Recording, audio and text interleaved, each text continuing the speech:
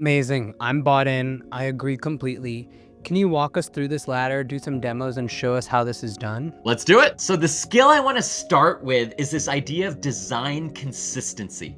And what that is we want to make sure that the designs that we produce via the AI prototypes actually look like our product. And we need to learn how to go do that. And so the first skill is this idea of baselining, which is creating a baseline of our prototype, of our current product design, so we can use that for prototyping. Now, I want to do this for my own product, Notejoy. So what I'm going to first show you is just a screenshot that I took of Notejoy. Notejoy is a note-taking app for both individuals and teams, and it has kind of a classic note-taking view. You have a sidebar, a list of notes, and a main note content area. So let's start actually building our prototype. I'm going to be using a tool called Bolt, which is one of the popular AI app builders that can definitely be used for prototyping. And so I'm going to start with a very simple prompt. I'm saying, please recreate the attached screenshot. And all I've done is given it that same screenshot I showed you.